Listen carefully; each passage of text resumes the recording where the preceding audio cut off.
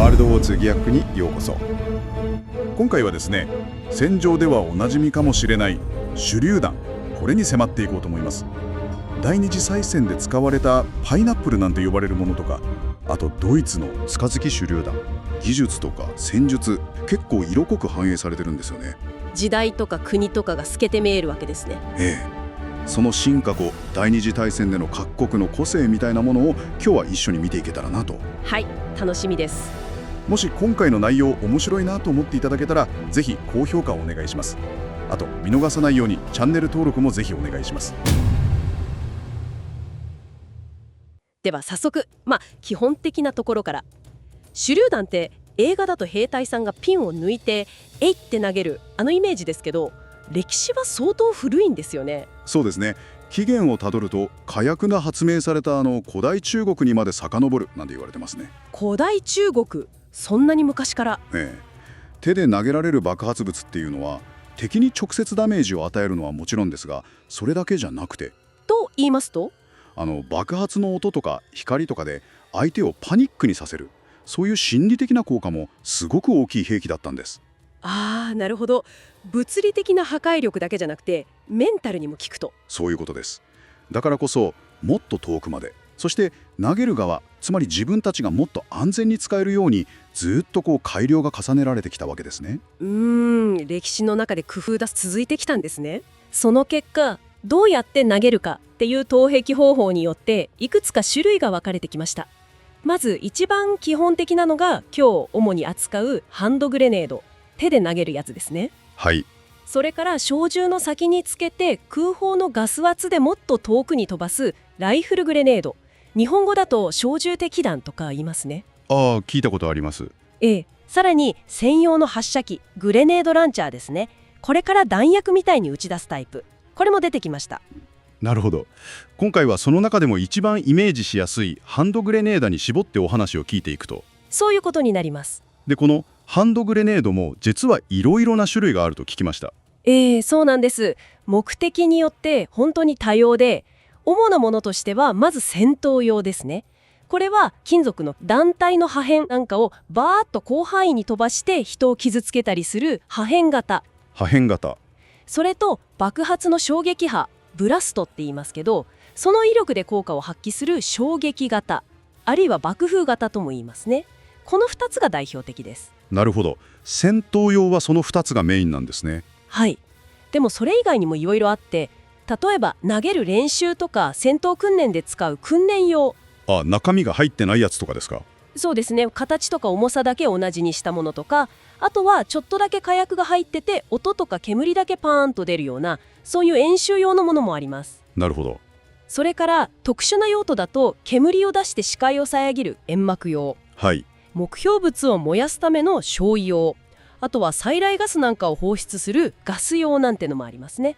へえ、結構いろいろあるんですね。それでさっき出た戦闘用の破片型と衝撃型、これがそれぞれ防御型と攻撃型って呼ばれることがあると、これはどういう意味なんですか？それはですね、非常に重要なポイントです。まず破片型ですけど、これは爆発すると金属の破片がものすごく広い範囲に、しかも速いスピードで飛び散るんですよ。普通の兵士が手で投げられる距離ってせいぜい30メートルくらいかなと思うんですけど、この破片が飛んでくる危ない範囲っていうのはその投げた距離と同じか下手するとそれ以上に及ぶことがあるんです。じゃあ投げた本人も危ないってことですか？そういうことなんです。だから破片型の手榴弾を投げるときには必ず塹壕とか何か物陰に隠れる、つまり防御の姿勢を取らないといけない。なるほど。だから防御型。そういうことです。一方で衝撃型はどうかっていうと、これは主な威力は爆発の衝撃波なので、破片の飛び散りが比較的少ないかあってもすごく限定的なんです。危険な範囲が破片型ほど広くない。なので隠れる場所がないようなところとか、敵に向かって前進、突撃しながらでも比較的安全に使えたと。だから攻撃型って呼ばれるわけですね。なるほど。ではいよいよ第二次世界大戦で実際に使われた各国の代表的なハンドグレネードについて見ていきたいんですが、まずはアメリカ軍から。アメリカ軍といえばもうこれはマーク2手榴弾でしょうね。気鉄でできてて本体にパイナップルの皮みたいな深い溝がいっぱい刻まれてるのが特徴です。パイナップルっていう愛称の理由、これはやっぱり表面のギザギザ形状ですか？はい、格子状の刻み目、これがパイナップルに似てるっていうのが一番の理由ですね。それに加えてもう一つ理由があるんですね。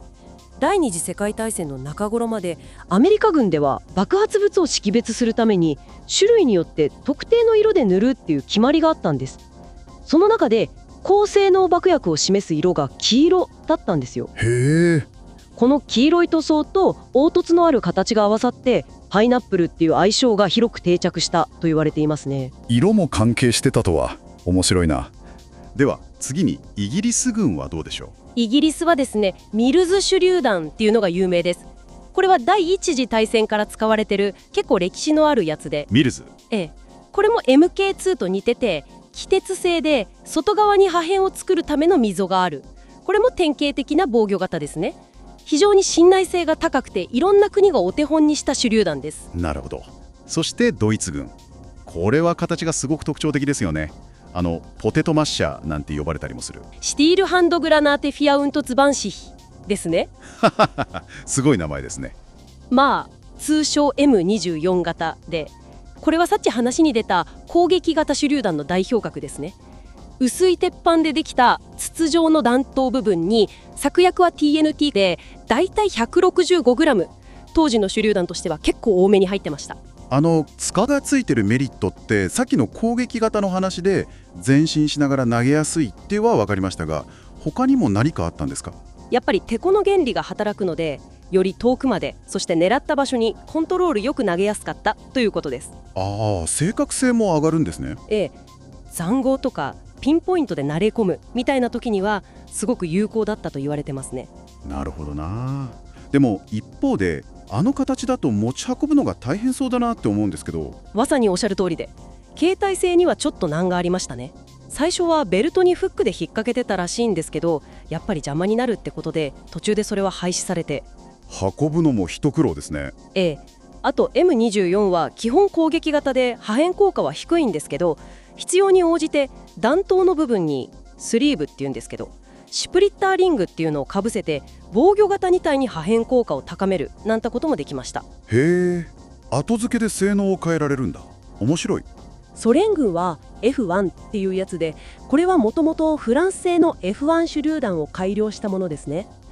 では最後に日本軍はどうだったんでしょうか？日本軍の主力はですね、97式手投げ榴弾なんかが使われていました。97式。はい、これも鋳鉄製で外側に溝がある防御型のタイプでした。中の策薬は TNT でだいたい 57g ぐらいですね。何か日本軍ならではの特徴みたいなものはありましたか？一番の特徴はやっぱり新管の作動方式でしょうね。97式は安全線を抜いた後、ヘルメットとか硬い地面とか靴の底とかに新管をガーンと叩きつける必要があったんです。叩きつける？そうです。その打撃で中の撃芯を作動させる仕組みだったんですね。国ごとに本当形も仕組みも思想の違いみたいなのが見えてすごく面白いですね。じゃあもう少しその中身の構造というか、どうやって爆発に至るのかっていうところを見ていきたいんですが、アメリカ軍の MK2 を例にお願いできますか？はい、わかりました。まず兵士は手榴弾の本体とその上についている安全レバーを一緒にギュッとしっかり握ります。まず握ると、この状態で輪っかになった安全ピンを引き抜きます。この時点ではまだレバーを握ってるから大丈夫なんですよね。その通りです。レバーが押さえつけられている限りは中の撃芯、ストライカーって言いますけど、これは動きません。で、目標に向かって手榴弾を投げる。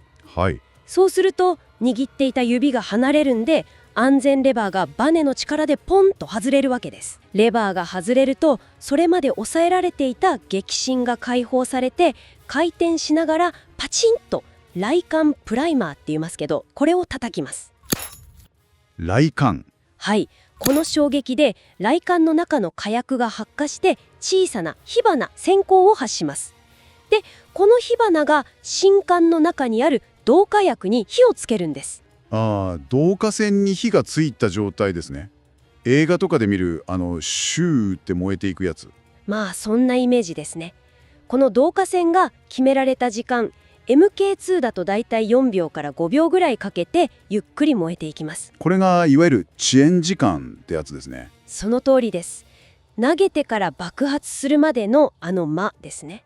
そしてその導火線の火が最後に起爆薬、デトネーターとも言いますけど、非常に感度が高い特別な爆薬に到達するとドカーンと、この起爆薬が爆豪っていうものすごく高速な爆発を起こします。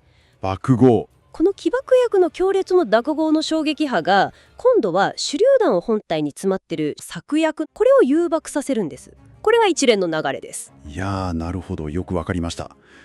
実際に戦場で投げるときってどんな姿勢で投げるもんなんですか？基本的にはその場の状況に応じていくつかの投擲姿勢を使い分ける感じですね。立ったまま投げる、片膝をついて姿勢を低くして投げる、あとは地面に完全に伏せて投げるなんていうのもあります。敵からの距離とか遮蔽物があるかないか、地形とかそういうので最適な姿勢を選ぶわけです。とはいえ、4秒とか5秒の遅延時間があるとすると、やっぱり敵に投げ返されちゃうリスクっていうのはゼロではないですよね。ありますね。それもあります。特に塹壕戦みたいな近い距離での戦闘だと、投げ込まれた手榴弾をとっさに拾って投げ返すみたいな攻防も実際に結構あったようです。うわ、怖いですね。ただ逆に言うと、もし万が一自分とか味方のすぐ近くで敵の手榴弾が爆発しそうになったとしても、すぐ諦めちゃダメで、というと？とにかく即座に地面に伏せる。そしてできればヘルメットを爆発の方向に向けつつ、体をできるだけ地面にペターっと密着させる。体の表面積を小さくするんですね。そうです。そうすることで破片の直撃を避けられたり、衝撃波の影響を少しでも減らしたりして、致命傷を免れる可能性を少しでも高めることができるとされています。なるほど。生存確率を上げるためのちゃんとした行動なんですね。そういうことです。最後まで諦めないというのが大事ですね。さて、ここで一つちょっと面白い比較の話を伺いたいんですが、太平洋の戦い、太平洋戦線でアメリカ兵が日本軍の97式手榴弾をものすごく恐れていたっていう話を聞いたことがあるんですけど、これ本当なんですかね？それはかなり信憑性があるというか、理由がある話だと思います。あ、そうなんですか。はい。それはですね、両軍が使ってた手榴弾の威力、特に中の策薬の量の違いが結構大きかったんですよ。策薬量の違い？さっきちょっと触れましたけど、日本軍の97式の策薬は TNT で約 57g でしたよね。はい、そうでしたね。一方でアメリカ軍が戦争の初期に主に使っていたマーク 2A1、 これは策薬が EC 無塩化薬で量が約 21g だったんです。57g と 21g、それって倍以上違いますよね。そうなんです。単純計算でも 2.7 倍ぐらい違います。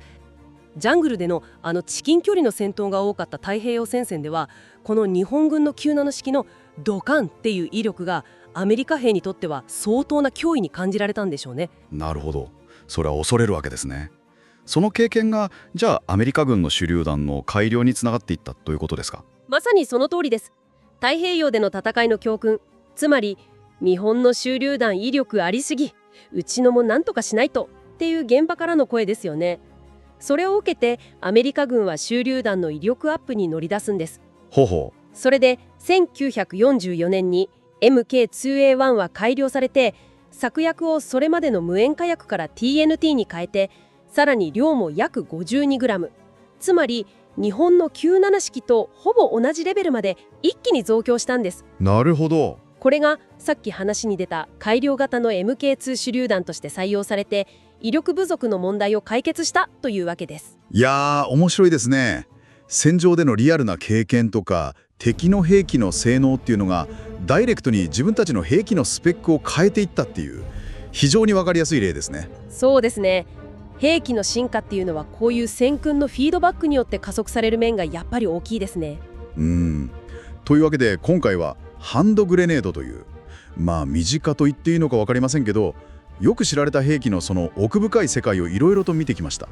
単純な爆発する鉄の塊っていうだけじゃなくて、その形とか中の仕組み、使い方の一つ一つにそれぞれの国の戦術とか技術力、兵隊さんの使い勝手までいろんなものが考慮されて工夫が詰まってるんだなってことが本当によくわかりました。やっぱり戦争っていう特殊な状況が生み出すある種の進化みたいなものが見て取れますよね。そうですね。今回の分析、もしお役に立ちましたら、ぜひ高評価、そしてチャンネル登録をお願いします。さらに面白い深掘り分析を用意してお待ちしています。次回の探究でまたお会いしましょう。